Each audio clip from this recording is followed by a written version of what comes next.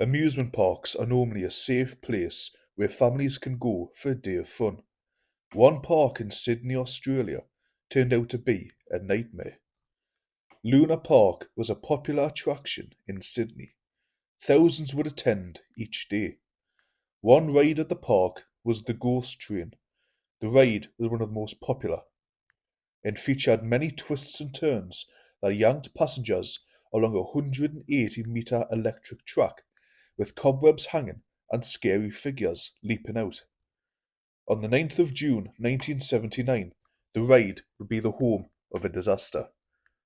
Part of the Ghost Train was a fake fireplace, which, according to riders of the night it burned down, was where the destructive fire originated.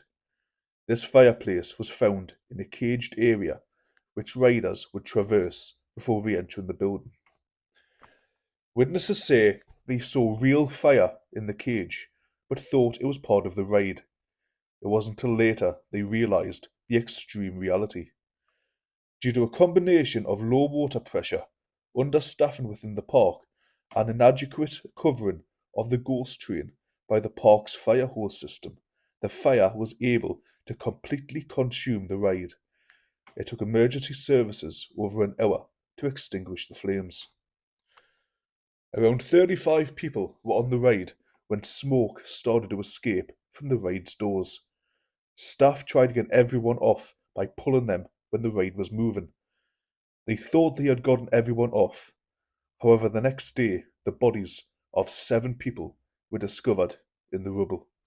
6 children and 1 adult had died in the blaze. This is when things started to get mysterious. The park closed down, but instead of leaving the burned ruins alone for inspection, the police started to clean the site up immediately, destroying any evidence. Without any reasoning or time to investigate, the police announced the cause of the fire as an electrical fault in the fuse box. This is despite the fuse box being in a different area to where the fire started, and the fuse box looking fine and almost undamaged the next day in the rubble. Also, photos of the fire would show the ride's lights working. If it was an electrical fault, the lights would be off.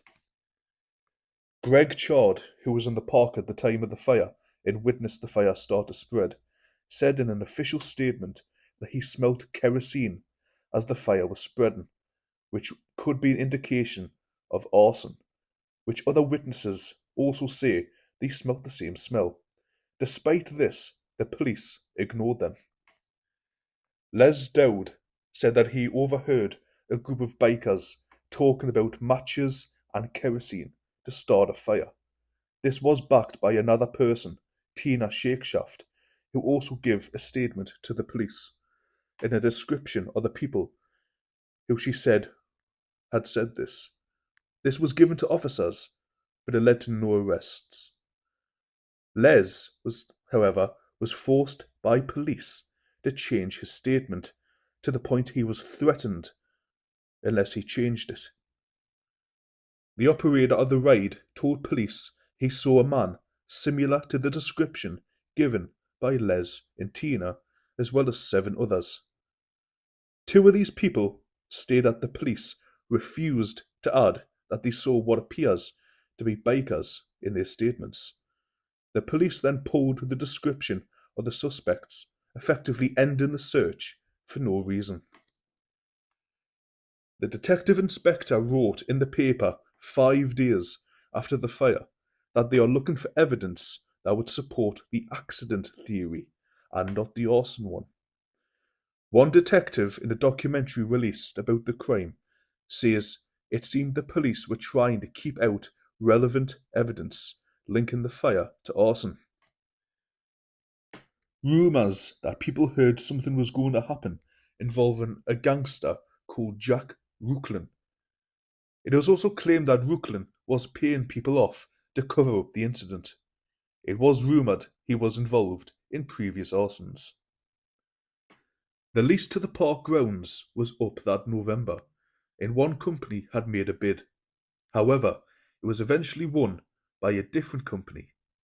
Again, there's a connection between this new company and Abe Saffron, another gang member who was associate of Jack Rucklin and would be rumoured to be involved in 2 suspected arsons over the following 2 years.